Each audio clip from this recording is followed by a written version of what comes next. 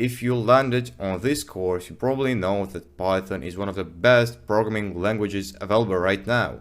But in case you still have doubts about learning it, let me give you some of the biggest reasons why you should learn Python. Alright, so the first reason why you should learn Python is because it's easy to understand. It is a programming language that prioritizes readability, making it easier to understand and use.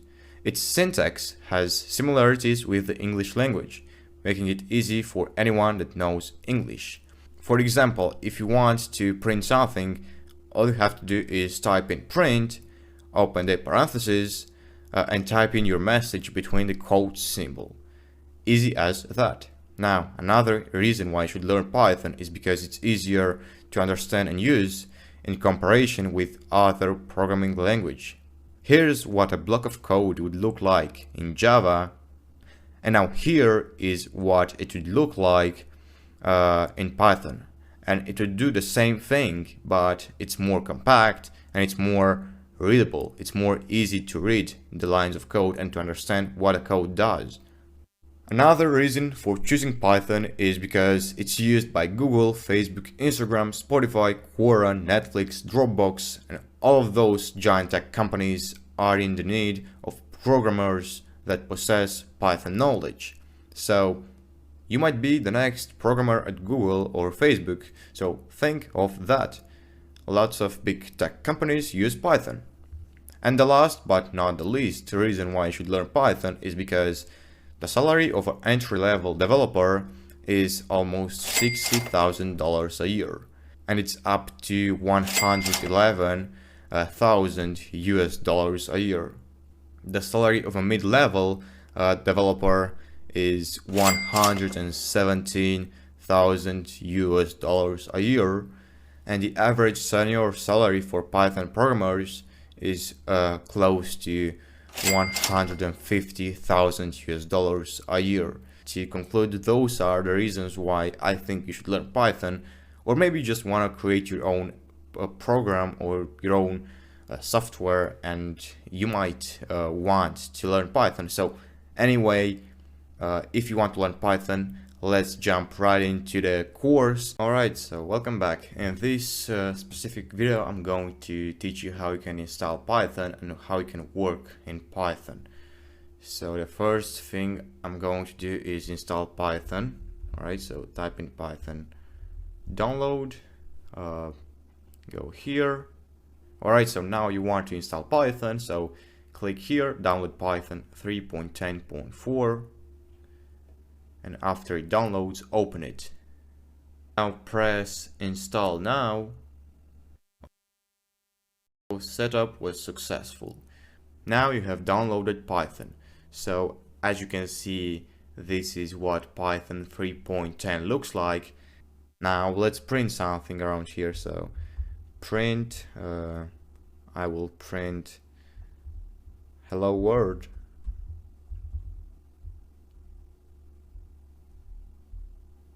And I have just printed hello world. Now that's what Python looks like, alright? But it's quite hard to code using only the Python software. So what we're going to do is install a software that's gonna help us create other software in Python. And then the name of the software we're going to install that's going to help us do all of this work in Python, the name of it is PyCharm. So go on your browser and search for PyCharm. Go here and press download. Now you have two subscriptions you can choose from. The first one is professional, the second one is community. There is not much of a difference between those two, but in order to understand how Python works, you'll only need this version of PyCharm, only the community one. So press download. Alright, so now open that file and now just download the PyCharm software. Choose where you want to put it. Now I recommend checking these two boxes. The first one, is going to add a desktop shortcut, and the second one is going to update the path variable. And now just wait until the download is completed. Alright, so I had to reboot my computer since that's what PyCharm asked me to do. And now that I did that, let's create a new project. So when you open PyCharm, this is what you're going to see. Choose new project. I'm going to name it Python online class, and make sure to check this box, alright? And press create. Alright, so now we're inside our project. I suggest you delete all of this, and if you want to delete this line too, or you want to get rid of this red circle, press it twice. So that's it pretty much. Thanks for watching, and see you in the next video. Right, so welcome back. In this video I'm going to tell you a few settings you can choose for the text in the console that's going to help you work better in Python. So for an example, I will type in something such as print hello, and if you run the code you will see that that's how it's written inside my console. Now for you it might be different, because I have made some changes to the font of the text, to the size of the text, and so on. So if you want to make those changes as too, all you have to do is go to File, go to Settings, go to Editor, and go to Font. Now this font is the font you will have here, where you will code everything. For me it's the size 17, and the line height is 1.2.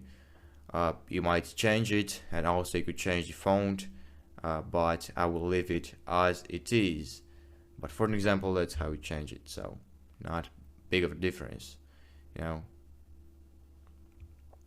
Also, in order for it to work, you might have to close this window and then go back and open it again, and now it might work.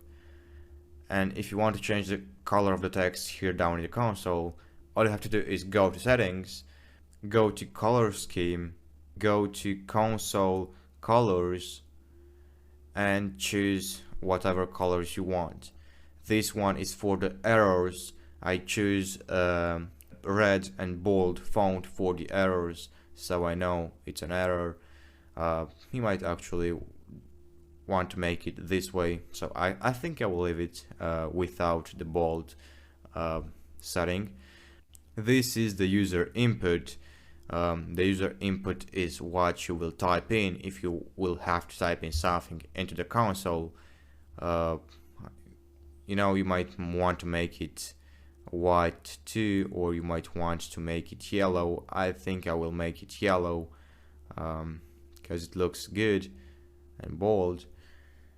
And now this is the standard output. This is how you will see the text that the console will print, like this one.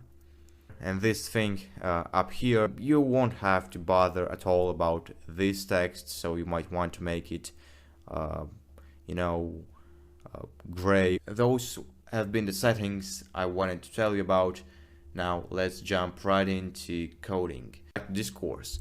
In this video I'm going to teach you about what most people want to learn first when they start learning a programming language.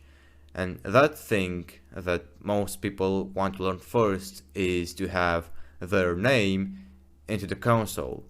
And without any further introductions, let's jump right into it. So, to print something in Python is a lot way easier than in other programming languages such as Java. And for an example, to print some text in Java, you have to type in system.out.println, open the parentheses, open the quotation sign, and type in your text. Now, of course, that's not a case in Python, because Python is a lot way easier, and you have already say hello Marius. Alright, so if I run this code, it will print me hello Marius. One thing to remember here is that whenever you want to print a text, you have to use the quotation notes. And just remember this, because you could also print other things such as variables, and more on that later. But just remember, if you want to print a text that's unchangeable, that will be as it is, use the quotation notes. Also, in Python you don't have to worry about the semicolons you have in Java. In Java, at the end of a line, you might have to add this sign, this semicolon. Well, that's not the case in Python. Alright, so you could add it, but it won't change anything. So just don't bother at all about those semicolons you have in Java, because Python is a lot easier. Now, this right here is a string. What a string is, a string is text, alright? Anything that is text is a string. Alright, so now let's create a string variable. What a variable is, well, think of it as an item, and you could add some kind of value to that item. Well, in our case, the item, aka the variable, will be surname. Alright, so surname is going to be Manola, because that's what my surname is, and the name is going to be Marius. So I just created two variables which are strings, because they're texts basically. Alright, what I could do would be to print something, and instead of using text to print something, I will type in the variables. So I will type in surname plus name. So I will print two variables, and if I run this code, alright, so I will delete this, and now if we run it, I have Manola Marius. And if you want to add some space between, you could do the following thing. You could add some text, which in our case is a space line. Alright, so this is also a text. And if I run this code this time, it's going to be Manola Marius. And if I want to say something else, I could add a text inside some quotations, and it will be hello plus Manola Marius. Alright, so hello Manola Marius. This is how you could print something using variables. Alright, you don't have to always use text, and these variables are strings because they are text. Alright, so remember that. Alright, so that's it for the strings. That's only the beginning for the strings variables, but that's it for the basics. Now let's move on to the numbers. Now that you know how text variables work, and more specific how strings work, let's move on to numbers. For the numbers, we use as data types int and float. Int is used for entire numbers, and it comes from the word integer, while float is for decimals, like 9.234 and so on. I will create a variable called age, and this one is an integer variable since it has an entire number. If I want to print it, I can simply type print age. And if I run this program, it will print 17. Now, if I want to transform this integer variable into a string variable, I could add string before I call the variable. So str means string, And if I add it before I call the variable, it means that I turn the variable into a string one. You can also change a string variable into an integer variable. For example, if I write my age as a string variable as a text, as you can see right here, then I won't be able to create mathematical functions or equations using this variable. So if I type in age plus 1, I will get this error because it's not an int. So what I can say is I can transform this variable into an integer variable, and then I can add 1 to it. And as you can see, it works this way. I won't cover more about calculuses in this video because that's for the following one. I just wanted to give you an example. Now let's say that I want to turn this integer variable into a float variable, which is a decimal number. All I have to do is type in float before calling the variable. So I type in float, then I call the variable which I want to transform as a float data type, and then if I will run my program, I will get a float number with this 0.0 thing,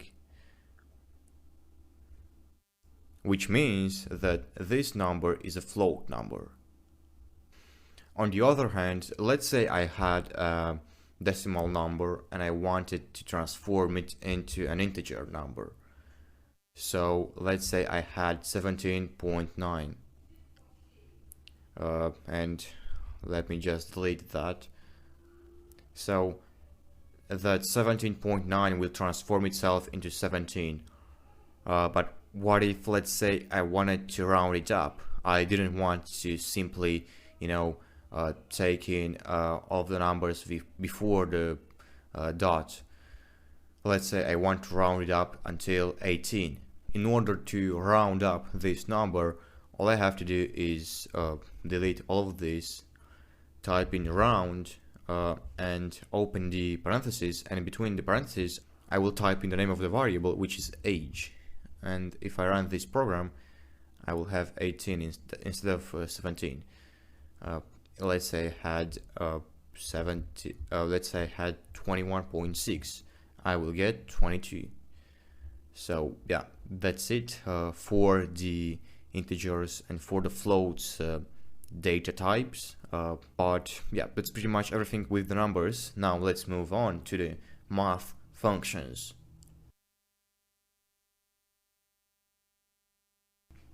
Alright, so welcome back. In this video we're going to talk about math functions. So first thing you'll have to do will be to import the math module, which is basically a lot of functions that are like presets and that you'll be able to use inside your program. So in order to import the math module, all you have to do is type in import at the beginning of your page and call the name of the module, which is math.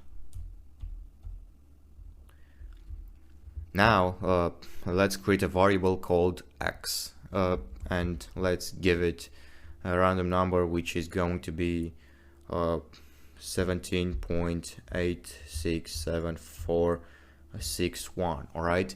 Now let me give you an example of a math function.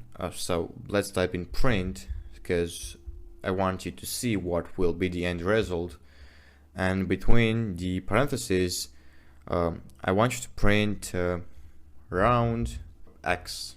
I know that we already did this function in the past lesson and it did not require us to import the math module, but some functions might require you to import it, so that's why I wanted to tell you about it at the beginning of the video. So if I press run this program, it will round up my number to 18. Now if I don't need this line of code, I could transform it into a comment, and to do so I can add a hashtag before the line. Next up, let's try another function, which is math.sale, and in between the parentheses type in x. Now the first function wasn't actually one from inside the math module because we didn't call the math module, but this one is a function that's inside the math module, and what it does is that it turns a float number into an integer number, but it rounds up until the highest possible number, so let's say x was 17.19. It will round up x until 18. Alright, so let me show you. On the other hand, if I had the function math.floor, which does the opposite thing, so if I had this function, it would turn x into its lowest integer number, which is 17. So let me show you. As you can see, it has turned 17.99 into 17, even though it's almost 18. That's what a floor function does. I will turn this line of code into a comment as well. And now let's get on to the following function, which is the absolute value. You probably know what the absolute value means. Is the same way as in school.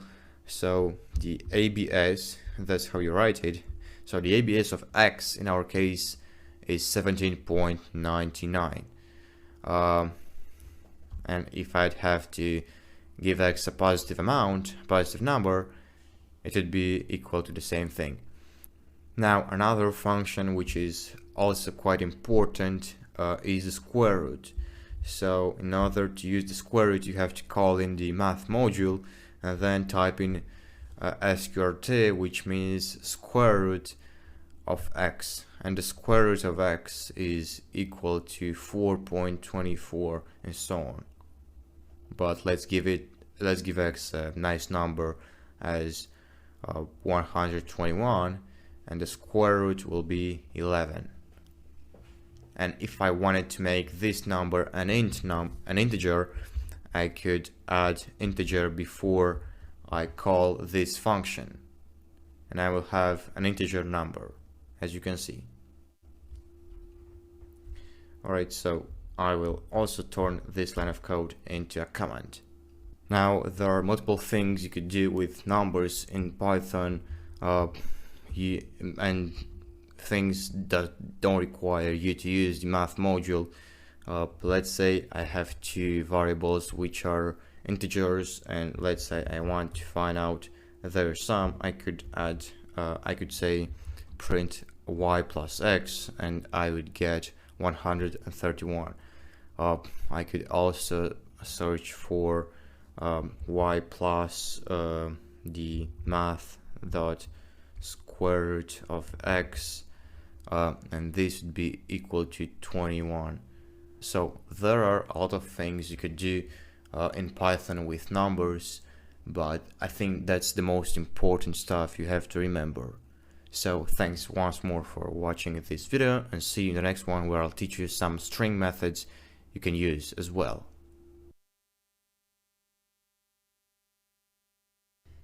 Hello and welcome back. In this video I'm going to teach you some methods you can use on strings. Basically what methods do is that they make some changes to what gets out of the console, but they don't change the variable. This is pretty much what we did in a past video with the math functions, but this time we're going to do it on strings. And for this exercise I won't import any module or any library. Alright, so let's start by creating a string variable. The variable I'm going to create is going to be state, and state is equal to Republic of Moldova, and this is a string variable. At the same time is the name of my state. And now let's try some methods on it. So I want to print the length of my variable, which is state.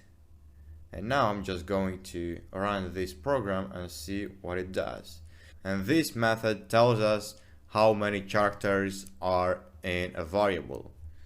Alright, so I'm going to change it into a command. Let's say you are going to create I don't know, a website in the future using Python, and the user would be able to choose his username, but he wouldn't be able to add uppercase symbols, uppercase letters, for example. So how could you transform all of his text into lowercase? Well, that's pretty simple. Let's do it with ours. Well, in order to do it, all you have to do is call the name of the variable, and in our case, the name of the variable is state dot, and you choose lower. And this way, the whole text will be in lowercase, as you can see. Now you could do the same thing, but with upper, if you want to turn your whole string variable into uppercase. So this is how it would look like with this method, upper. Alright, next, you could count how many characters repeat themselves into your variable.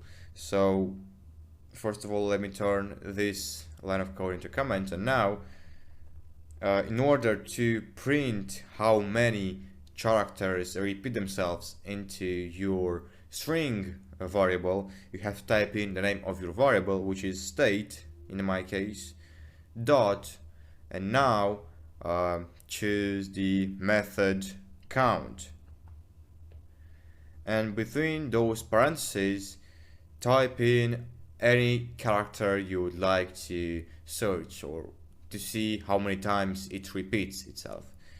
Let's say I want to count how many times a space bar is in my string variable, and as you can see, it's 2 times. I repeat that symbol 2 times. If I have to check out on how many y's I have in my variable, I would get 0. For example, O, I have 3 O's in my variable, and so on. And now another method that's also quite interesting in my opinion is the replace one. So you could replace a character with another character, and as you can see here, you have this support or the help message which tells you first thing you have to type in here is the old string, is the old symbol that you want to replace. Then you need to type in a comma and type in the new symbol you want to replace the old symbol with. So let's actually do that. I want to replace the E with an A. Alright, so let's see how it look like. Republic of Moldova. What about replacing all the O's with I don't know, Z, and we would get this. Now let's say you have a website and you cannot have usernames that have this spacebar between them, so you could replace a spacebar with this small line down there, and it would look something like this. Alright, also a useful method in my opinion. That's it pretty much on the most important methods for strings. I mean, you could experiment on your own and try to find other methods, but in my opinion these are the most important ones. And yeah, thanks for watching, and see you in the next video. Welcome back. In this video I'm going to teach you how you can assign the same value to multiple variables at the same time on one line of code. Also, I'm going to show you how you can assign different values to different variables on one line of code. Without any further introductions, let's jump right into the video. The first way you have learned to create variables is the old-fashioned way. Let's say you had to create some variables based on some children age. So John age is equal to 9, Kate age is equal to also 9, and Albert age is equal to 9. Well, this is the old-fashioned way to write down the same value to different variables. But instead of printing all of those in this particular way, you could simply type in John age is equal to Kate age, it's equal to Albert age, and it's equal to 9. This way you're assigning the same value to 3 different variables on one line of code. I mean, let's say if you had to print John age, you would get 9. Let's say you would had to print Kate age, you would get 9. And the same goes for Albert. Alright, so I mean, that's how you assign the same value to different variables in Python. Now, let's say you had different variables and let's say you had different values. How would you assign different values to different variables on only one line of code? Well, the old way was name is equal to Marius, ID might be equal to 100, and let's say nationality would be equal to Moldovan. Alright? Now, this is the old way to assign different values to different variables. I mean, this is the basic way which we use the most actually, but let's say you wanted to write all of that on one line of code. You could say name, ID, and nationality are all equal to, and now you have to type in the value of the variable in the same order it is written here. So for name, I will type in Marius. The next one is the ID, which is 100. And the third one is nationality, so the third value I will type in here will be Moldovan. Now I will delete those lines of code, and now I'm going to print, I don't know, my name is. Alright, so I will print my name is, then I will print what my ID is, and then I will print what my nationality is. So let's run this code and see if it works the way we did it here by assigning different values to different variables on one line of code. Alright, so there's an error, and the error is because we wanted to print a string plus an integer, so we have to transform this integer into a string before we print it. That was my fault actually, and this way it works. My name is Marius, my ID is 100, my nationality is Moldovan. Now that's the way you assign multiple values to different variables on one line of code in Python. And I hope this video has helped you. Now see you in the next one, where we're going to talk about user input, and believe me, it's gonna be interesting. So see you there. In this video I'm going to teach you the basics about user input. Basically, what user input does is that the program asks you to give a variable any value you want. For example, your Google account password is a variable. The value of that variable was attributed and set by you. And now the computer stores the value that you attributed to that specific variable. Now let's actually try to make some variables based on user input. For example, I will create a variable called password. In order to make the user give it a value, you have to type in input. Then I'm gonna open the parentheses and type in the message I will send to the user of what does he has to input here. And I will tell him to enter your password.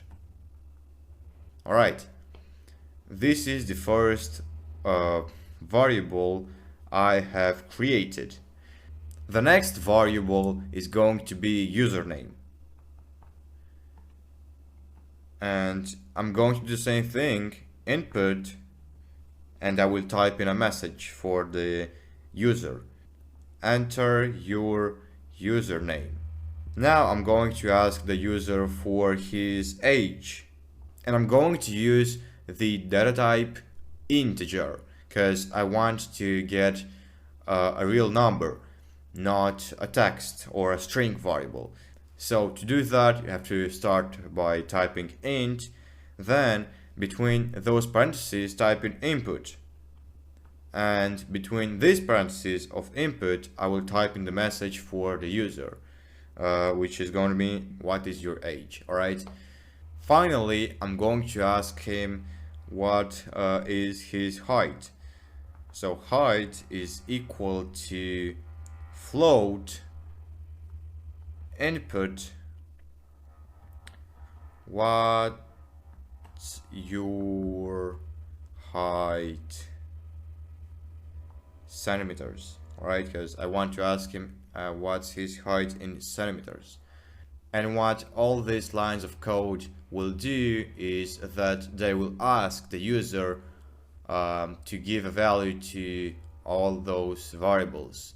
Now we want to print those variables and see if all of this actually has worked. So I'm going to type in print, and I'm gonna print your password is, and I'm going to add the password variable. Then I'm gonna print your username is, then I'm going to use the username variable.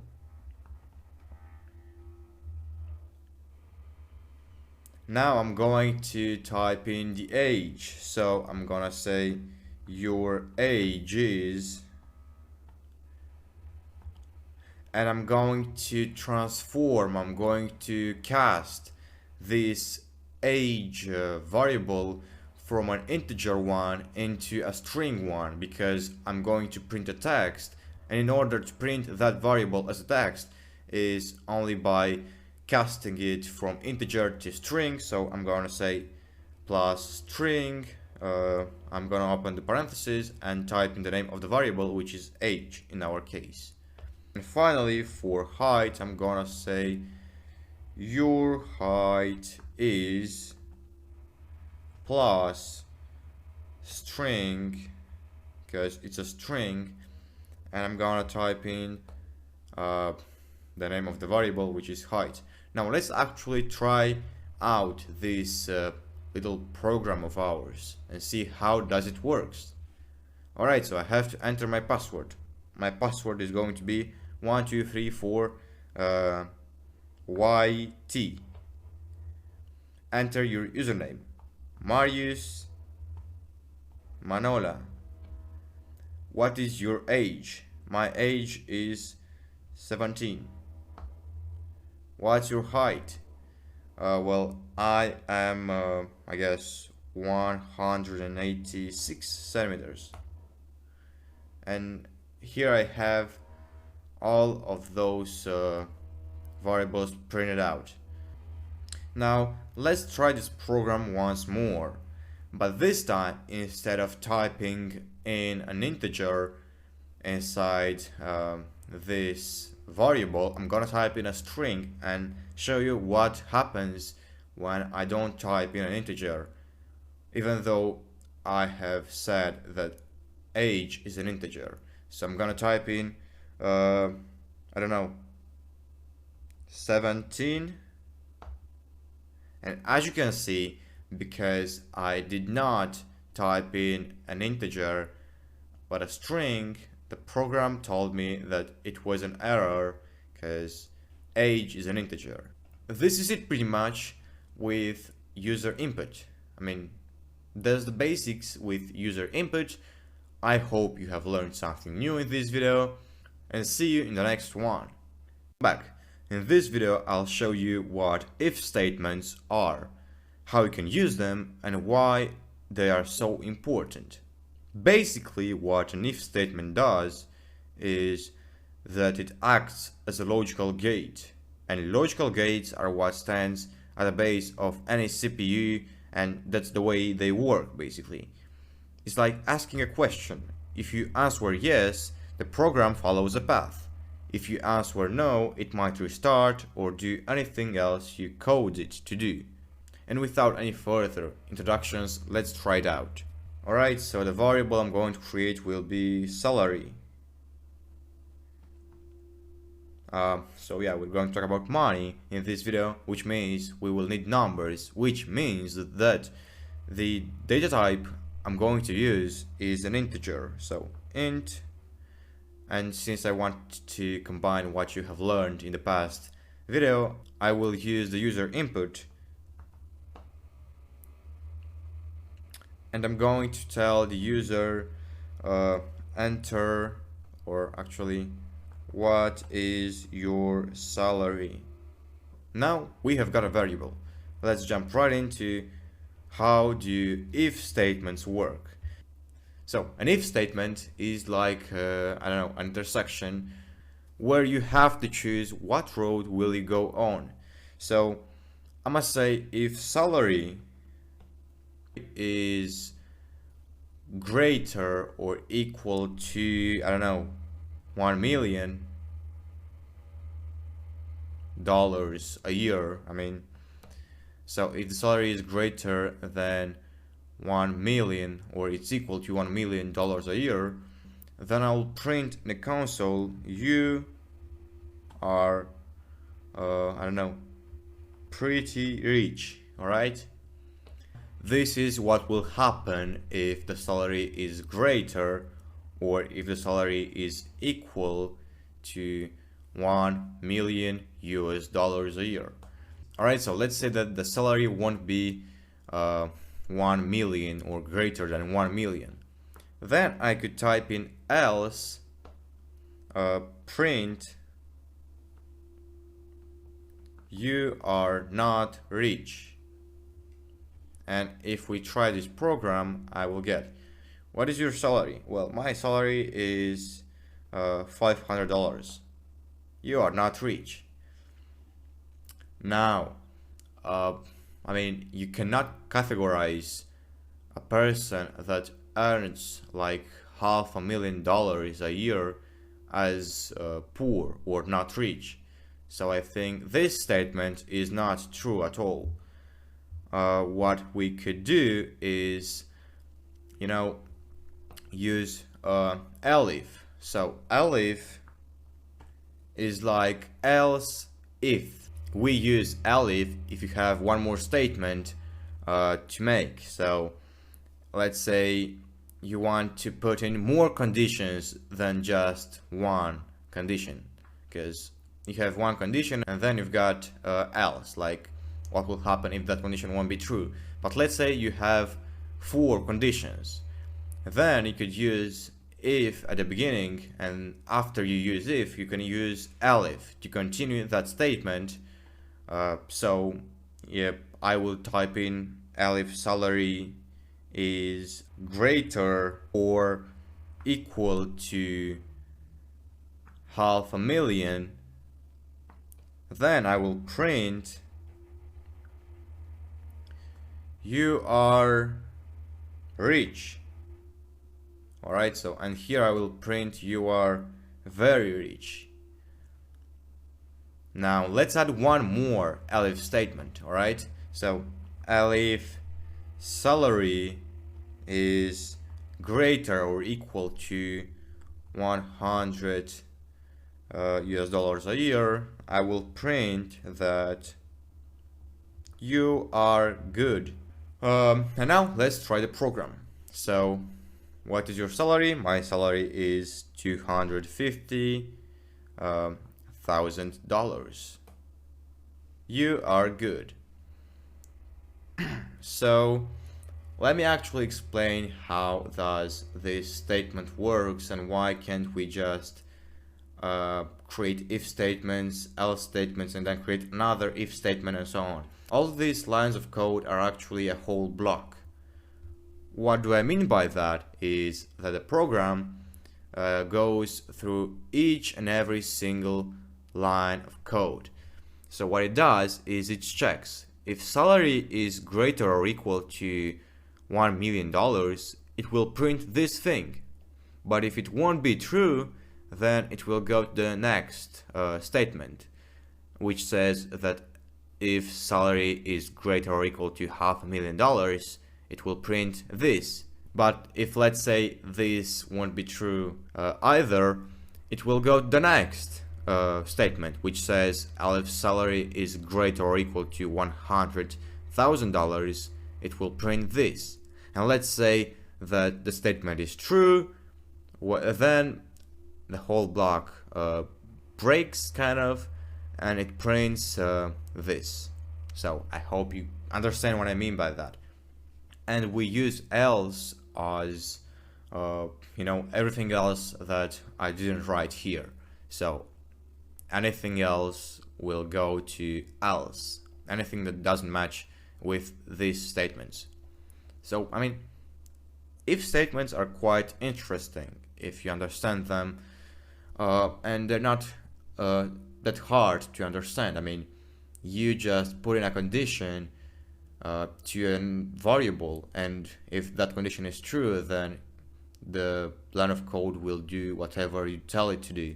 If that condition won't be true, it will go to the next condition, and if this condition won't be true either, it will go to the next condition, and if this condition won't be true either, it will go to else, and it will do whatever you told it to do.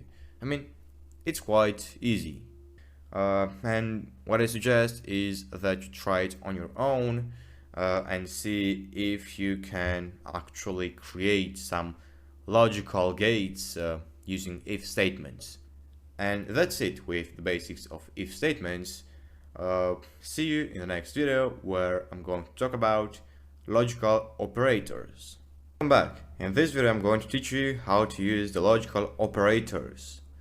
The logical operators are and, or, and not. We use logical operators to check two or more conditions, instead of one as we did in the past video with if statements. And again, we're going to work in if statements, but this time we won't check only one condition, we will check two or more conditions. So without any further introductions, let's jump right into it. For the beginning, I'm going to create a variable called sleeping hours, and this will be equal to float, because I mean you could sleep like 9.5 hours, which is 9.5 hours. So float input, and I'm going to type in here how many hours did you sleep last night. Now let's create the if statement. So if sleeping hours, let's say, is, I don't know, higher or equal to, let's say, 10, or let's say sleeping hours is lower or equal to, I don't know, 6.5, I will print your sleeping time is not good. Because, I mean, it's not good to sleep more than, let's say, 10.5 hours. But it's not good to sleep less than 6.5 hours. Now, I will say that if sleeping hours smaller or equal to 9.5, and let's say at the same time if they have been greater or equal than 8, then I will print you have a great sleeping schedule. So if sleeping hours are smaller or equal to 9.5, and at the same time if they are greater or equal to 8, then I will print this. So the difference between or and is that or is for two options while and is for multiple conditions. So I gave this statement two conditions. The sleeping hours must be below 9.5 and they must be above 8. And finally, everything else, so else, for everything else I'll print your sleeping schedule is alright, but it still needs improvement. Alright, now let's try our program. I will say that my sleeping hours are 12 hours. And the program told me your sleeping time is not good. I will say that my sleeping time is 7 hours. Your sleeping schedule is alright, but it still needs improvement. So what the program did was it went through each and every single statement in its order. So the first statement was if sleeping hours are higher or equal to 10.5 or smaller or equal to 6.5, it wasn't right, so it went to the next one, which also wasn't true, and it went to the else statement and printed this. So basically that's how you use logical operators. It's just to add one more condition or add two options that the program can choose from when they're going through your if statement block of code. So I hope this video has been helpful for you, and see you in the next one where we're going to talk about for and while loops. Welcome back. In this video I'm going to teach you about loops, more specific about for and while loops, which are also quite important when it comes to programming, and at the same time they're quite interesting. Alright, so a for loop is a block of code that will execute itself a limited amount of times. And let me give you an example. Let's say for count. So count is a variable defined inside the for loop. So for count in range, let's say in range 0 to 10, then I'll have to end with those 2 points at the end of the line. So for count in range 0, 10, I will print count. So I will print the variable which is in this range. Let me show you how does it work. So the for loop has counted me from 0 to 10 times. I mean, you didn't see it, but the for loop executed itself 11 times. First time for 0, second time for 1, then for 2, for 3, for 4, for 5, and so on. It has executed itself 11 times, but you didn't see it because it was instantly.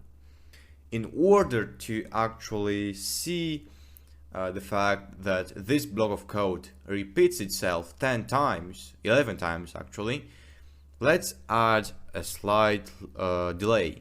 So to add a slight delay, we have to import a module called time. So import time. Alright, so I have imported the time module, and now I can recall it.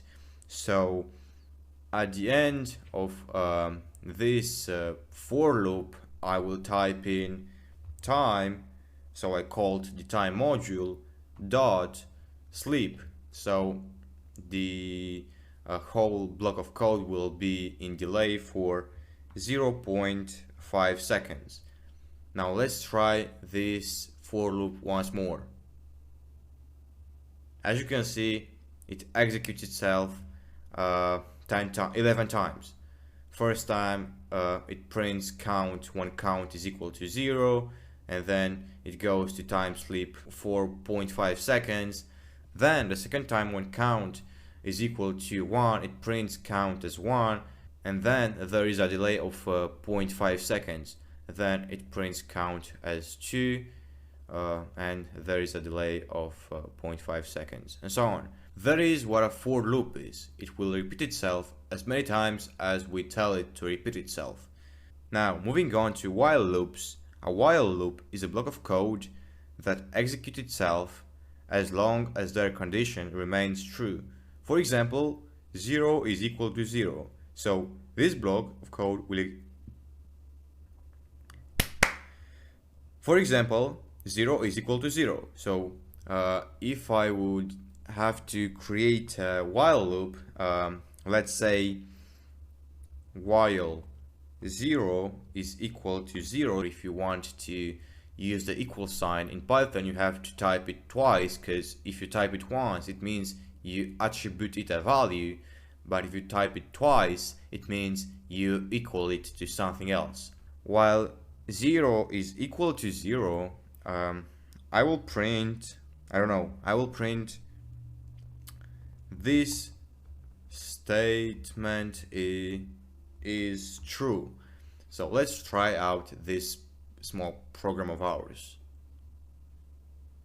As you can see, it repeats itself an infinite amount of time, because 0 will always be equal to 0, so this will continue unless I stop the program. I just stopped the program and it gave me this error. Alright, we could actually do the same thing for string variables. So far we have used integer variables. Let's say I will use a variable called name, which is equal to Marius, and let's say while name is equal to Marius. So while name is equal to Marius, print my name is Marius. So I have equaled two string variables. Let's say if it's true. Yeah, it's true. The name, which is this one, is equal to this one, and it prints me this result. Now let's try something like an integer. I mean, let's type in a string, but then transform it into an integer, so we consolidate our knowledge. So let's say name. I want to compare this string variable to an integer variable. I have to transform it into an integer variable first of all, and then I will type that 15 is equal to 15, and it works as well. So that's it for while loops and for loops. I hope you have understood this lesson and wish you all the best. See you in the next video.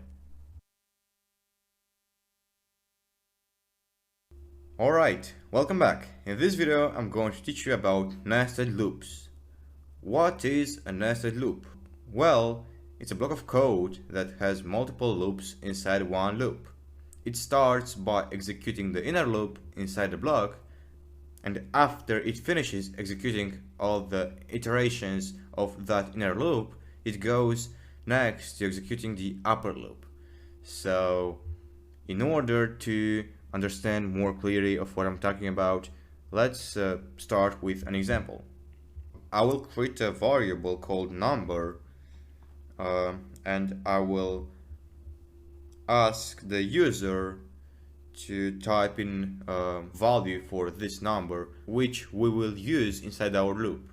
So type in any random number. After that, I'm going to add one more variable, which is gonna be symbol, and for this one I don't care whatever the user will input. It could be a number, a symbol, a letter, or anything else. So input, type in a symbol. Oh, I forgot about the quotes, so I will take all of this in between quotes. And now let's get into the loop. So a nested loop is basically a for loop, or any kind of loop that is inside another loop. Now let's say for I, and I is a variable in our case inside the loop. So for I in range, let's say in range of number, the user will input a random number, and I will be a variable in the range of that number. So for I in range of number, this is beginning of the upper loop. For I in range of number, that's the beginning of the upper loop. Now let's get into the inner loop, which is gonna be for j. J is gonna be the second variable we're going to use, which is inside the inner loop. So for j in range of I plus 1, print, we will print the symbol, alright? And now I'm going into inside the upper loop, which is for I in range of number. I will print the upper loop, because this is the way we will get what's inside the inner loop. So let me break it through so you could understand it much better. We have a symbol, alright? So the user is going to input a symbol inside here. We will print this symbol for j in range of y plus 1. So we will print this symbol j times, but j is in range of y plus 1. Let's say that the number would be 10. So for I in range of 10, I will repeat itself 10 times. Then we go here for j in range of I plus 1. I will repeat itself. So I will be first 0, then it will be 1, then it will be 2, 3, 4, and so on until that number, which it's his range. First of all, we print the symbol j times, but j is in the range of y plus 1. So basically j depends upon y. To see it more clearly, let's actually run this code. So type in any random number. I will type in 6. Type in a symbol. I will type in this star. And this is what we have got. Alright, so one thing I forgot to do was something we have to do in the print. After you type in the name of the variable symbol, press comma and type in and. So let me give you an example, a concrete example. If j is 1, it will print the symbol this way. If j is 2, it will print it this way. But I don't want it to print it this way. I want it to print it this way when j is 2. So in order to do that, I have to type in and equal to this no space, which means that after the symbol I leave no space, and after the symbol comes the next symbol when j is 2, and so on. And actually, let's try the program on our own. So type in any random number, 5. Type in a symbol. I'll type in this star. And this is what I got. Alright, so let me break it through so you'll understand more clearly what this program does. So I have typed in a random number, which is the value for the number variable. The number variable is the range for I, which means I has a range of 6. As you can see, there are 6 rows. The first row, the second row, the third row, the fourth row, the fifth row, and the sixth row. Now, j is equal to I plus 1. When I was equal to 0, which is here, j was equal to 1. And the symbol is actually what j is. So when j is equal to 1, we have one symbol. When j is equal to 2, we have two symbols. When j is equal to 3, we have 3 symbols, and so on. Now, what I does is that each time it executes the whole code, it starts again from a new row. So what you have to remember about these nested loops is that they start from the inner loop. So what they do first is that they print this thing for j, and the value of j is equal to I plus 1. So the computer finds out what the value of I plus 1 is equal to, then it prints j. And after it prints j, it goes to this upper loop where I is equal to 0. Then the second time it goes again from the inside. It prints j when j is equal to 1 plus 1, which is 2. And then it goes to I, which is equal to 1, and it prints this. I hope all of this makes sense to you, and try it on your own to understand it better. But yeah, that's the nested loops. Thanks for watching, and see you in the next video. Hello and welcome back. In this video I will show you how you can terminate a loop and how you can stop the program from rereading itself.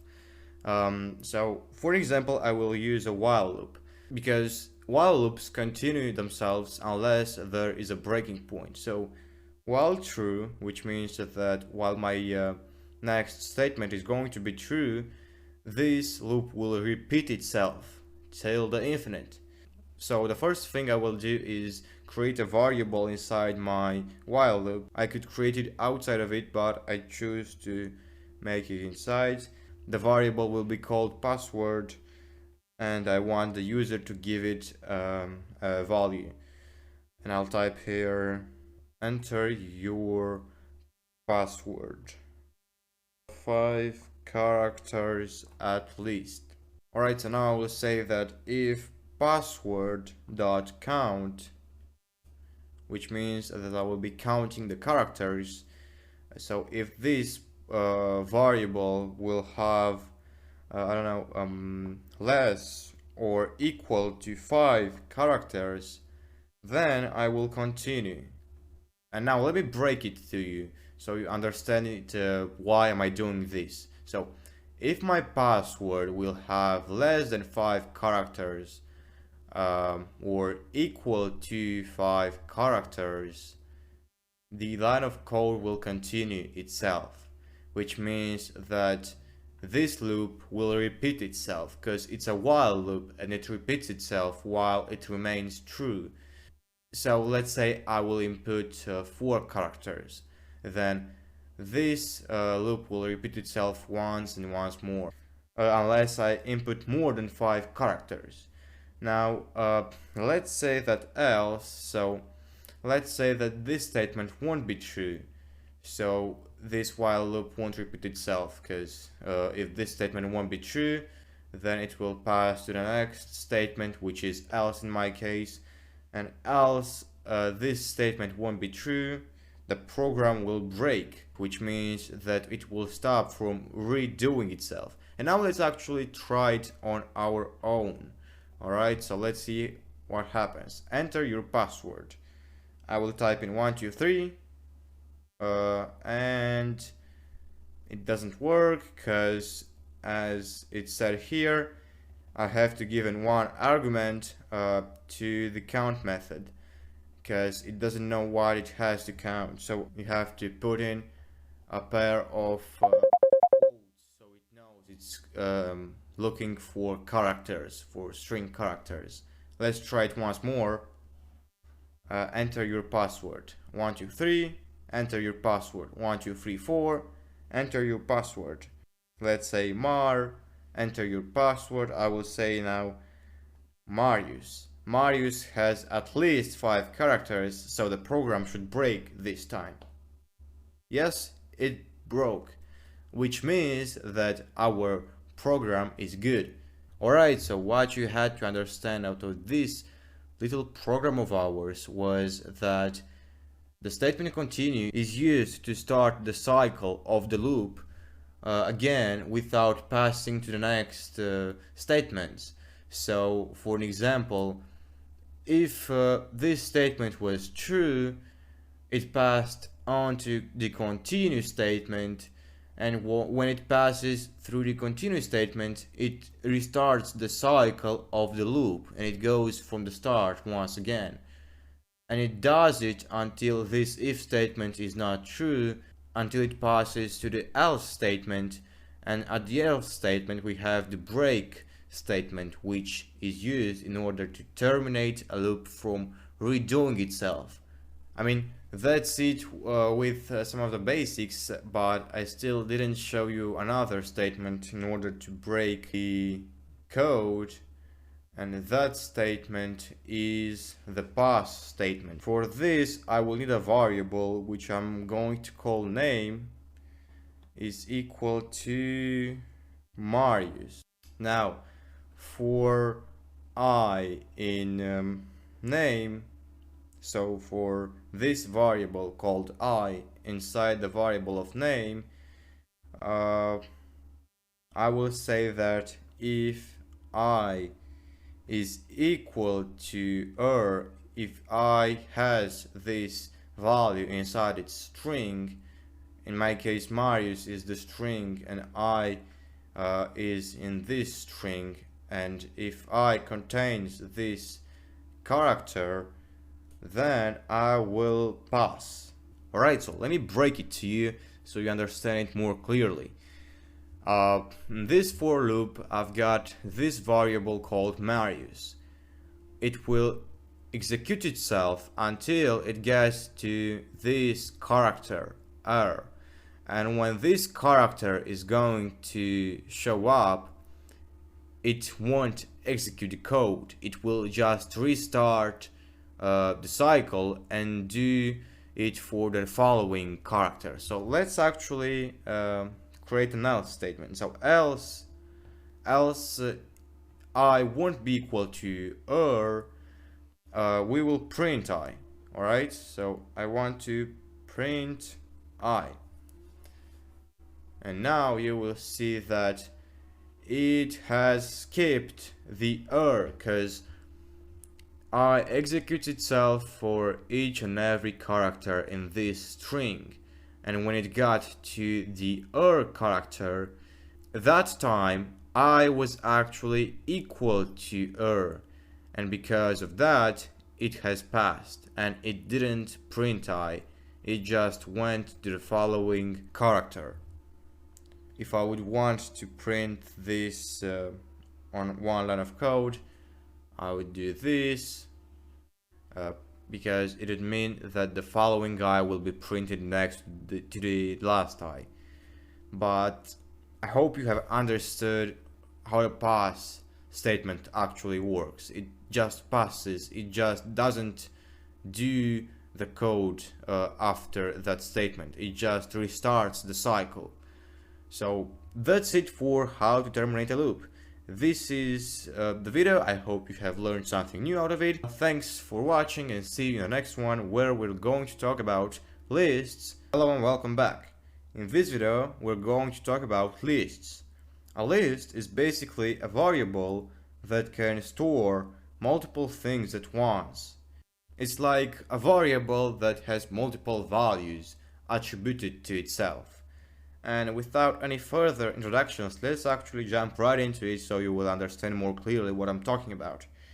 My variable is going to be a list of names. So names, I will write it plurally. So names is equal to, and when you create a list, you use the brackets instead of the parentheses. So not the parentheses, but the brackets. And the first name is gonna be Marius. Then let's type in some more names such as Mark, John, Sophia, Matt, and Daniel. This is a list. It has multiple values assigned to it.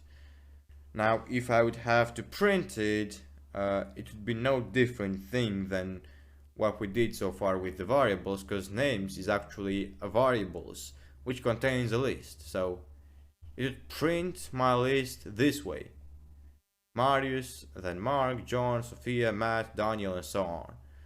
I want to show you some methods you can use with the variable which is a list. And let's say that I would like to remove a value out of my list. Let's say names dot remove, and I want to remove let's say I want to remove John out of my list. So if I would print my list once again, I would get it without John. Also, just like I can remove a value out of my list, I can add another value into my list.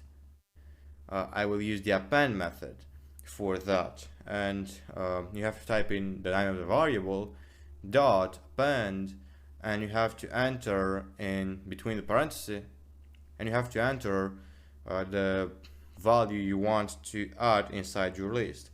In my case, I will add Beatrice. And if I run this code, I will get this. I won't have John because I have removed it, but I will have Beatrice at the end.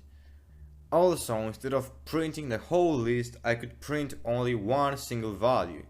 For that, I could type in print, then call the name of the variable, which is my list, and between the brackets I can type in the number in the order that value is stored inside my list. So Marius has the number 0, Mark has attributed the number 1. So for example, if I wanted to type in the first value that's in my list, I will type in names, and between the brackets I will type in 0, because computers start counting from 0. So Marius is 0, Mark is 1, John is 2, Sophia is 3, Matt is 4, and Daniel is 5. And as you can see, let me just turn this into a comment. As you can see, I have printed Marius. If I would want to print Mark, I would do that, and now I have Mark. At the same time, if you want to print the last value, you can always do this. And if you if you type in names and you enter -1 instead of brackets, you will type the last value, which is Daniel. Actually, I forgot, it's not Daniel, it's Beatrice, because I have appended Beatrice, and Beatrice is now the last value instead of my variable. So yeah, that's how you can call only one value out of your variable, which is a list in our case. Now let's say I wanted to add another value to my list, but not to the end. Instead, I might have wanted to add it to the beginning. But at the same time, I didn't want to delete my first value, which is Marius in my case. Well, for that, I can use the insert module, and that way I can insert a value inside my list. The first thing I have to type in is the number in which my value will show up. So if I want my value to be the first one, I will type in 0. If I want it to be the second one, I will type in 1. Then you have to type in comma and enter the value you want to insert in your list. In my case, it's gonna be Anna. And if I run this code, I will have Anna on the second place. if I wanted to make it be the first value, I would have to type in 0, and this way is the first one. So that's how you can insert a value inside your list. And to show you how my code actually changes, I will do the same thing before and after I insert the Anna value.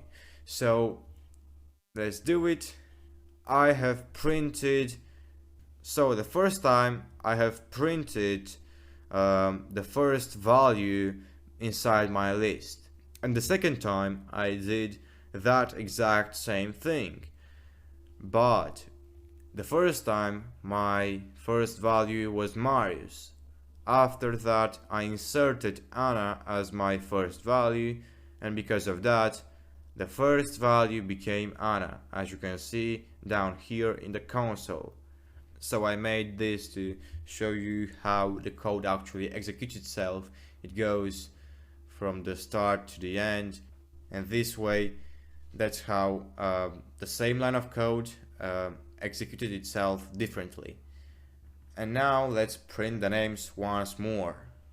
And as you can see, I don't like this way it's written. I want to write it in a normal and nice looking way. So if you remember what we did in the last video, you will probably know what you have to do. So let's create a for loop. So for I in names, if I is gonna be equal to this, then I want to pass this block of code, because this way it won't type in all of these signs, and after it passes I want it to print me only what gets out without these symbols, which are quite annoying to me. So this way, as you can see, it has typed everything and it didn't write the quote symbol and the comma symbol, because it's much more good looking this way. And if I want to write it only one line of code instead of a row, I could use the end parameter, which would type in space bar in my case after each I, which means that after each I is executed it won't look this way. And let's actually run it, and there you have it. This is my list. That's it for the lists. I hope you have liked this video and you have understood this lesson. Thanks once more for watching my course, and see you in the next video, where we are going to talk about tuples. Hello and welcome back. In this video I'm going to teach you the basics about tuples. Tuples are very related to lists, since they work pretty much the same way, but the only difference is that while you can change the values inside a list, you can't do that inside a tuple. Let's try practicing so you'll understand it more clearly. So let's create a tuple called myself, and you don't have to use brackets for tuples. You use parentheses just like we do for simple variables, which are one value long or so on. So for this tuple I will type in my name, which is Marius, my age, and my gender. Now what I can do is print, because I want to see what will happen after I will use some methods on this tuple, and I want to print my variable, which is myself, dot, and use the method count. Now the method count will count how many times a value repeats itself inside my tuple. So I want to see how many times does 17 repeats inside my tuple. Next I want to print myself, and I could use the index method as well. Alright, so the index method tells you at which place inside your tuple your value is. So if I had to print the index of Marius, it would type me 0, as you can see. So the value 17 repeats itself once, and Marius is on place 0. Now if I'd had to find out the place of male inside my tuple, it would be 2, as you can see. And for 17, then it would be 1. And since I don't have any repeating values, any value I will type in here, for example, Marius will show up once. If I'd have to type in another variable, which is Moldovan, which is my nationality, it would show up as 0 because it doesn't find it inside my tuple. So these are some methods you can use for tuples. Now let's try creating a for loop. So for I in myself, I want to print I, and this way I will get all of these values printed. I mean, that's the best way you can print your tuple. Or of course you could simply type in print myself,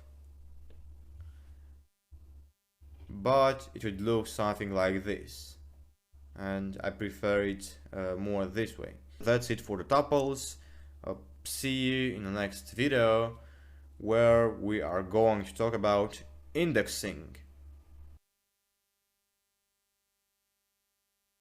Hello and welcome. In this video, we're going to talk about indexing. Indexing is a way of accessing the elements inside a string, list, or tuple variable based on their index, number, or order. For an example, my name is Marius. If I wanted to access my first letter of my name, I would have used the index 0.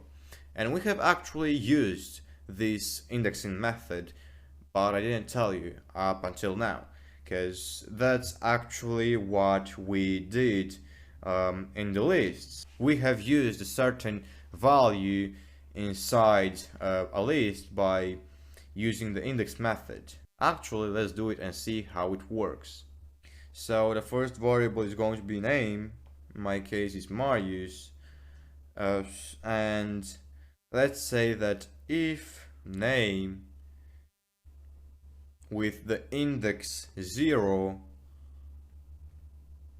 and I will use the method is lower, then I will change the variable and say that name is equal to name dot upper. Actually, I think I'm going to simply capitalize it, and now I will print name. Alright, so in my case I'm going to type in my name inside the variable with lowercase. So the variable, which was a string, had its first letter with lowercase, and because the letter with the index 0, which in my case is M, was lower, then the program capitalized the whole word. Alright, now I will turn this into comment and move on.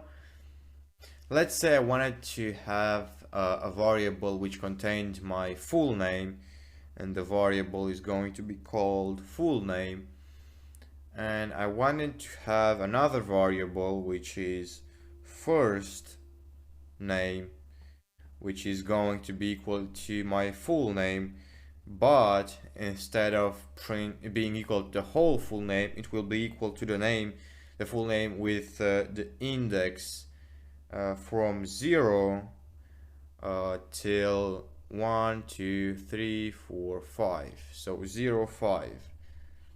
And now let's print my first name. Alright, so I guess it's 6. Okay. Alright, so the first name is simply the equal to the full name, but with the index 0 to 6. And let's actually print it with uppercase, so I will use the method upper, and this way it will be all uppercase. Alright, so now let's create another variable which is going to be my last name. This one is equal to the full name. So I can index my variable starting with minus, which is from this side, from the right side. So I is -1. My full name starts with -9 till -1. And if I print it, I forgot to print it. So print last name. If I print it, I will get Manolaki. Alright, so if you want to print it until the end, you have to leave the last space as it is, without anything in it. And this way it will print the whole message. So just remember, when you cannot use -1 at the end. If you want to print the final message from here there, you can do it this way. So this way it works. It prints my message from -9 until the end of the variable, the value of the variable. That's it for indexing. I mean, it's quite easy to understand, and sometimes it might be very useful. So that's it. Thanks for watching, and see you in the next video, where I'm going to teach you how you can define functions. Hello and welcome back. In this video I'm going to teach you what functions are in Python. First of all, a function is a block of code that's executed only when it's called. You can create them once and reuse them each time you call that particular function. A reminder, you can create variables inside a function, but you will be able to use them only inside that function. On the other hand, variables that are created outside the function can be used inside the function or anywhere else. So without any further introductions, let's actually create a function. So you start creating a function by defining it. So you type in define, and the function I'm going to create is, I don't know, information about myself. And now the variables I will use inside this function will be first name, comma, last name, comma, age. Now remember to end a function with these 2 points, just like we do for if statements, just like we do for most statements or loops, or you know, anything else that requires these 2 points to create a block of code that's executed only when it's called, or so on. Now what I want to do inside this function is print my name is, and I will call the variable attributed to this function, which is first name. Then I will print my full name is plus my first name plus quotes and a line of and some space, and plus my last name. And finally I will print I am a plus age plus years old. And now I have all of these variables that are created and used by the function, and in order for this function to work I have to call it. So as I said, functions are created once and you can reuse them as much as you want, but to do so you have to call them. So all I have to do is type in the name of the function and simply put in some variables some values for those variables which already exist inside the function. So the first value I have to type in is for the variable first name, which is Marius in my case. Then I will type in a comma and enter the value for my last name, which is Manola. And then I will type in one more comma and add my age, which is 17. And when I will print age, I will cast it as a string data type. Now let's actually run this function, and it works. My name is Marius, my full name is Marius Manola, and I'm 17 years old. But the thing is that you have to understand why we use functions. We use functions to redo some actions, but not write those actions or those lines of codes too many times, because once a function is written, all you have to do is call it and type in some values. And each time I call it, I can type in different values. I can say that my name is Kim, my last name is Simpson, and my age is 1. And the function will print it this way. My name is Kim, my full name is Kim Simpson, and I'm 1 years old. I mean, that's what I love about functions. That's why we use functions. Functions are very important in Python, and that's how you pretty much work with them.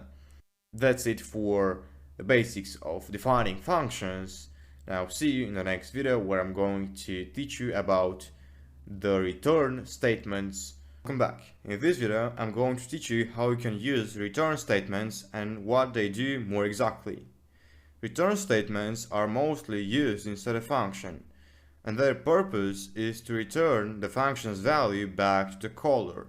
For example, if I have a function that calculates some kind of mathematical equation, I'll always want to get the end result back, so I will use the return statement. This way, if I attribute the value of that function to a variable, I'll get the end result each time I print that variable. In order to understand this process a bit more clearly, let's create our own function where I'll calculate the delta of a second-grade function, which is basic math. I will import the math library. This way I will have access to all of those modules inside the library.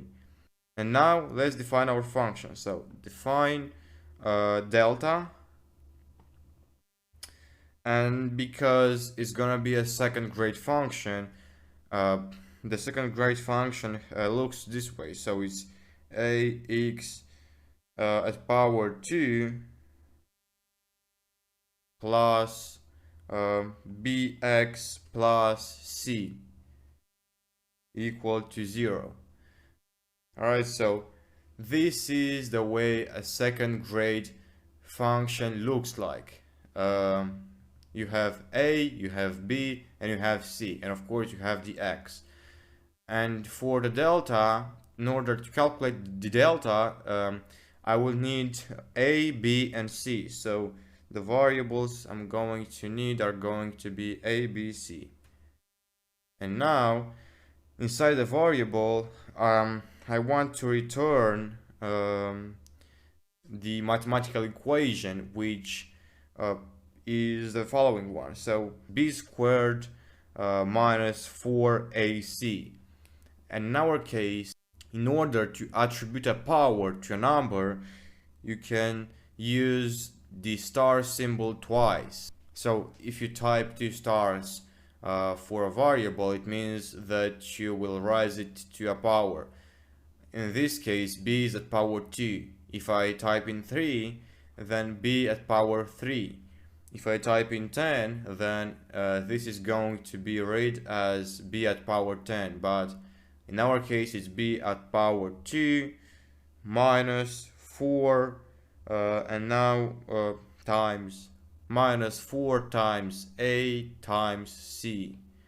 And this is it. This is the formula. So b squared minus 4ac is actually the way you calculate the delta.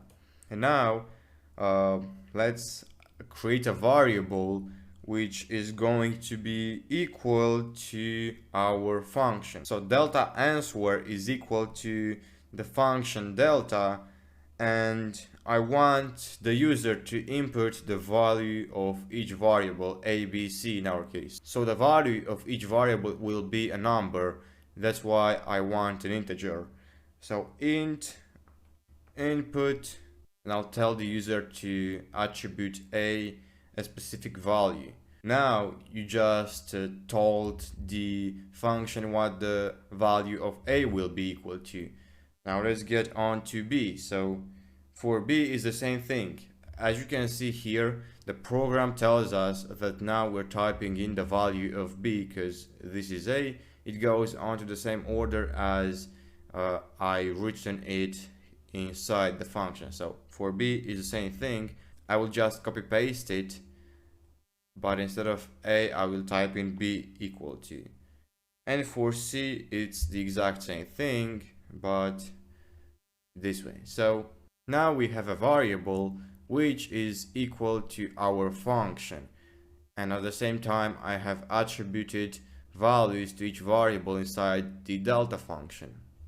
Now I want to print delta is equal to plus delta answer, and because delta answer is going to be an integer, when it comes out I want to turn it into a string because it's gonna appear as a text.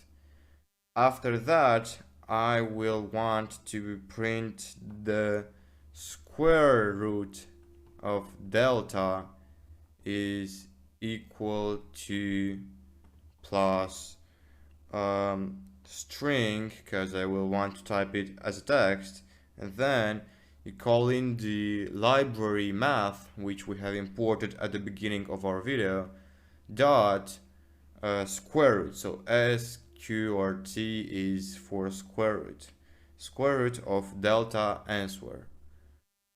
Alright, so now let's try out this program of ours. Well, a is equal to, let's say 1, b is equal to -8, and c is equal to -3. So delta is 76, and the square root of delta is equal to 8.71, and so on. Let's try it once more. A is equal to 1, b is equal to -3, and c is equal to -4. This time delta is equal to 25, and the square root of delta is equal to 5. And I have actually used the math library only in this line of code, but you could also try out some other equations. But that's the concept of return. Return simply gives you back a value you will need to use out of that function, because all I did was to create a variable which was equal to the function, and when I did that, the variable took the value of the function with itself. So when I printed it, it printed me the value of the function that was returned. So yeah, that's it for this video. Thanks once more for watching, and see you in the next video, where we're going to talk about dictionaries. Alright, so welcome back. In this video, I'm going to teach you all you need to know about dictionaries and why do you need them. Well, first of all, dictionaries are a way of assigning a collection of values to different keys. The best thing about it is that we can access them easily and quickly by either calling in the name of the key or the name of the value. In order to understand it better, let's actually try and create some examples. I will name my dictionary as user info. And in order to create a dictionary, you have to use these curly braces, and the first thing you will type in is going to be the key. So the key and the value are basically what goes into the dictionary, and by using the key you can access that value. And since I called my variable as user info, the key for me is going to be the username, and the value is going to be the password. So let's type in a username. The first one is going to be Marius, let's say 2020. And in order to assign it to a value, you have to type in this column this 2 points symbol, and then between these quotes type in the name of the value you assign this key to. So the value is going to be, I don't know, let's create a password, whatever password you want, THG67WRT. If you want to create multiple key value pairs inside this dictionary, all you have to do is type in comma, and then you can create other pairs of keys and values. The next one is going to be for Jake underline 201, and his password is going to be Jake 9991. Next, let's create another so-called account, and the key I'm going to use will be, let's say, Tina 2001, and the value will be let's say I am Tina 200. Alright, so we have a few pairs of keys and values, and this is what our dictionary looks like so far. Now let's actually try and do something with it. Let's see how does it works, and how can we call a key inside this dictionary and get the value out of it. Let's type in print user info, and between these square brackets let's type in the name of the key. I will use the key of Jake 201, and if I print this I will get his password this way, as you can see. I could do it for any other key such as Tina 2001, and I will get its value. Now let's say you want to check if a key is inside your dictionary but you don't know that. Well, in order to see if a key is inside your dictionary, you could use the get method, and between those parentheses type in the name of the key.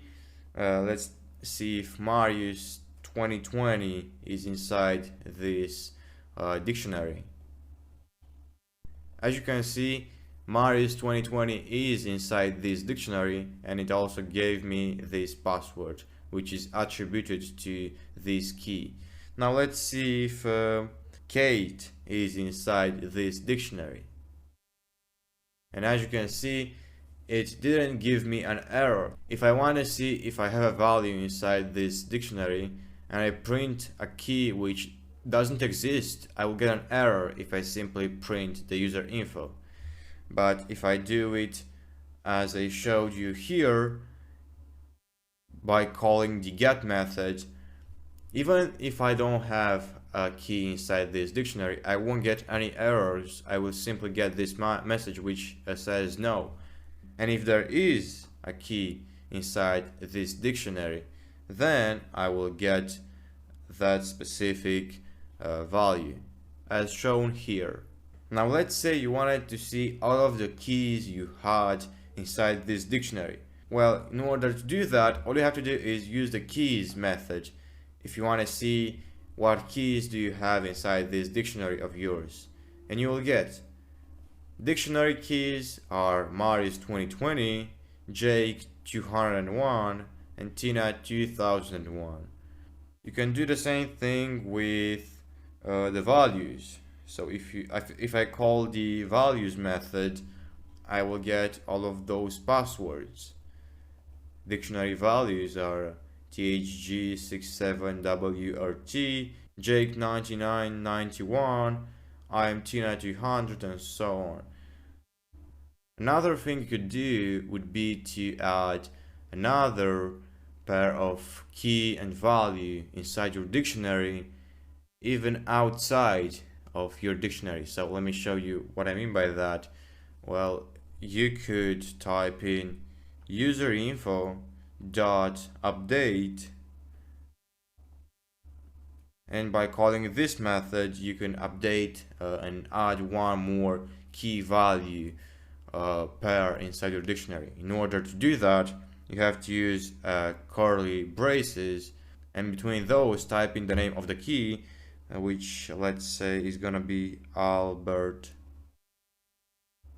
1986, and the value will be ABDCF5. Now if I had to run this code and print my user info, I would get this. As you can see, I have a new key and value pair inside my dictionary. Alright, so let's say you don't want to print it this way, then you could simply create a for loop. Alright, so for key and values in user info dot items, not value but items, I will print key and values. Let's try it this way. Yeah, it works this way much better.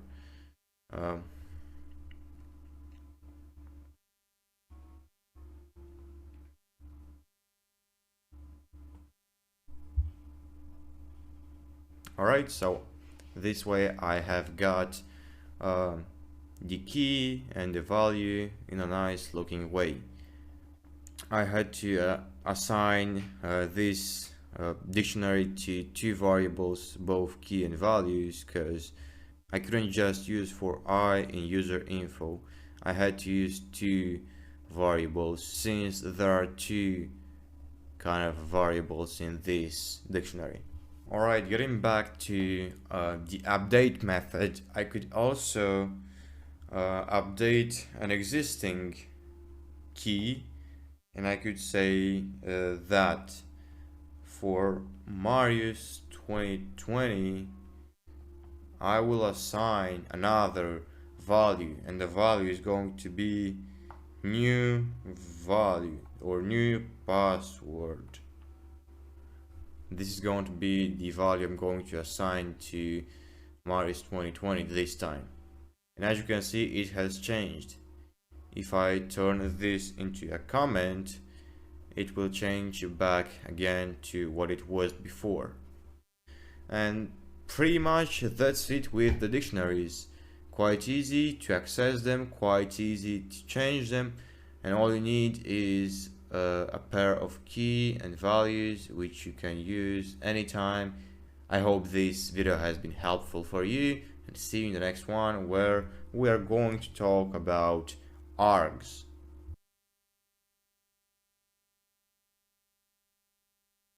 Alright, so welcome back. In this video I'm going to teach you the basics about args, how do we use them, and why do we use them. So the special syntax args in function definitions in Python is used to pass in a number of arguments to a function, which are the variables that you need to give a value to in order for your function to work. It's used to pass a non-key worded variable argument list. You don't have to create a dictionary to call it, unlike in the case with the quirks syntax, which we are going to talk about in the next video. So let's actually jump right into it. So let's create a function, define, and I'm gonna call my function function. Define a function, and as arguments inside this function I will use args. I have to type in the star symbol and then type in args. So basically when I'm going to call the function outside of the function, when I'm gonna call it, I will be able to input to type in as many arguments as I will want, and the function will simply take them as valid arguments and will implement them. So basically, I want to create a function which is gonna see and find out if two numbers I will input have the same sign, which means if they are both positive, or if they're both negative, or it's gonna see if they have different signs. But before we start, let me break it to you. Let's say I have two numbers, x and y, alright? So in order to see if they have the same sign, first of all, you have to multiply them. If x times y is equal to a positive number, it means that they have the same sign. For example, they could be both negative, and when you multiply them you get a positive number, or they could be both positive. But what I want to tell you is that if we multiply those numbers and we get a positive number, it means that they have the same sign. Next, if they have the same sign, we will say that if x plus y equals a positive number, it means that they are both positive. Because that's logic. I mean, let's say they were both negative. When you add them, and if they're both negative, then instead of addition we will have minus here, because plus with minus is equal to minus. So if we add them and we get a positive number, they both are positive. On the other hand, if we add them and we get a negative number, they are both negative. On the other hand, if x times y is negative, we could say that they have different signs. So, I mean, that's what I want to do. I want to create a function which will see and tell me what relation is between x and y. If they're either positive, if they're either negative, and at the same time I want to use the special syntax args, so I won't have to type in x and y. I will type in args, and that's it. I mean, now I'm able to type in as many arguments as I want, but I will use only two because that's how many I will need. So let's create a variable that will calculate x times y. Calculus 1 is equal to args, and I will use the index 0 times args with the index 1, because I will input only two numbers, x and y. And now I will say that if calculus 1 is greater than 0, then I will print that both plus args with the index 0 plus and plus args with the index 1 plus have the same sign. Alright, so the first thing I checked was to see if they have the same sign. But if they don't have the same sign, then I will print that one of the numbers is negative and another one is positive. Now let's get back into this if statement and get further on with our statement. So let's say that this if statement was true. Now let's create another variable which is going to be calculus 2, and it's going to be equal to args with the index 0 plus args with the index 1. And I'm going to say that if calculus 2 is greater than 0, then I will print both numbers are positive. Else I will print both numbers are negative. And also I forgot to do something else. Let's say one of the numbers is gonna be equal to 0. That's an exception, but if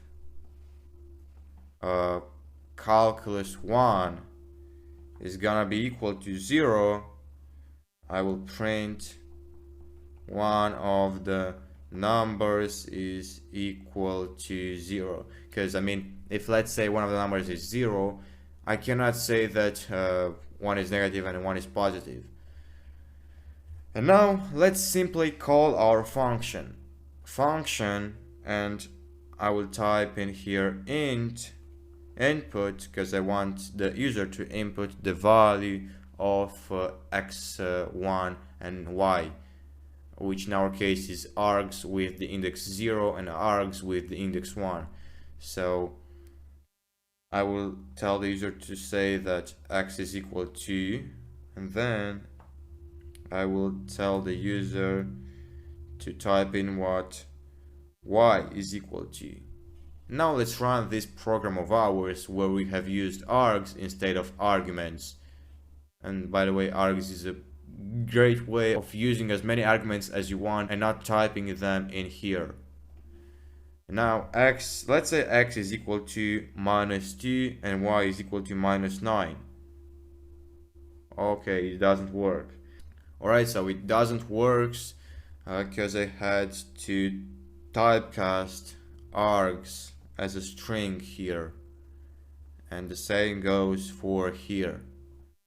My bad, I kinda tend to forget to do that, but now let's try it once more. X is equal to -1, y is equal to -9. Both -1 and -9 have the same sign, both numbers are negative. Let's try it once more. X is equal to 0, y is equal to 7, one of the numbers is equal to 0. Let's try it once more. X is equal to 19, y is equal to 8. Both 19 and 8 have the same sign, both numbers are positive.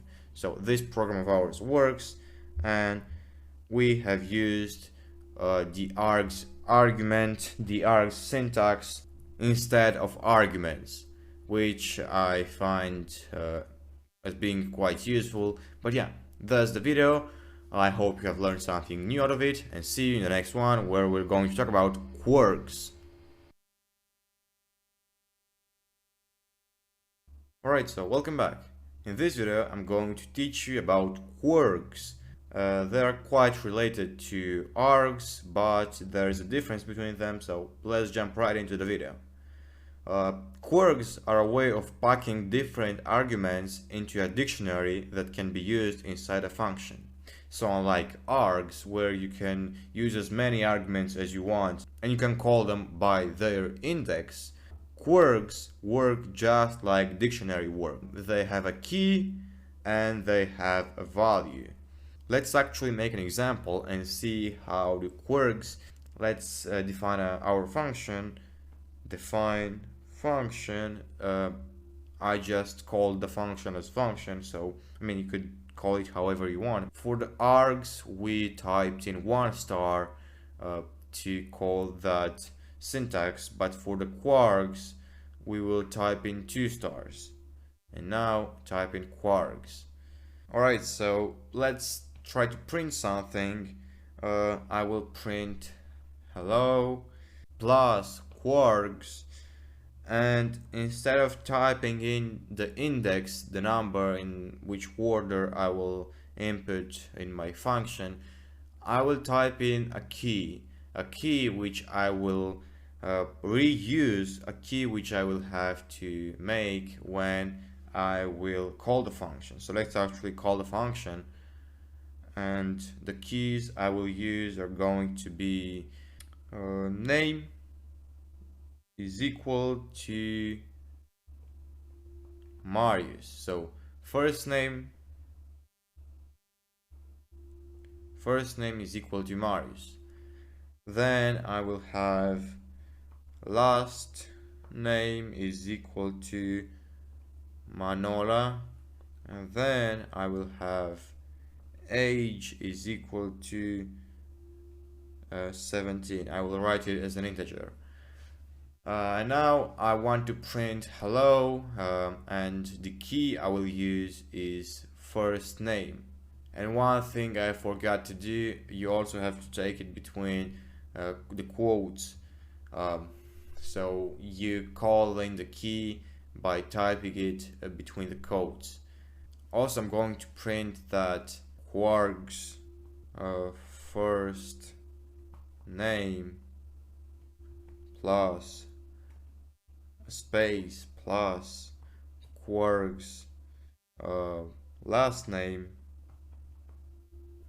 plus is going to be, and I will leave some space,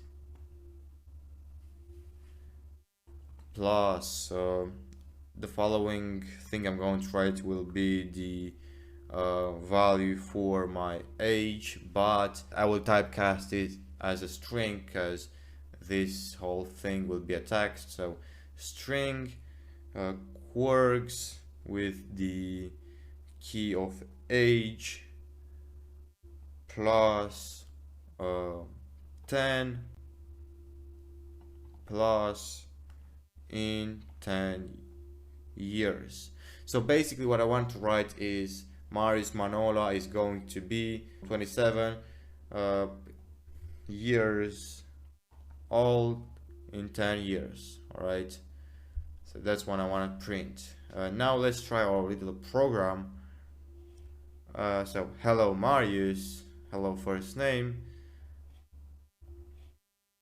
Marius Manola is going to be 27 years old in 10 years. Alright, so that's actually what Quarks do.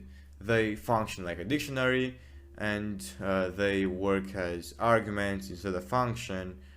And the only difference between Quarks and args is that at Quarks you need a key and you need a value, while at args you simply need a value, an argument,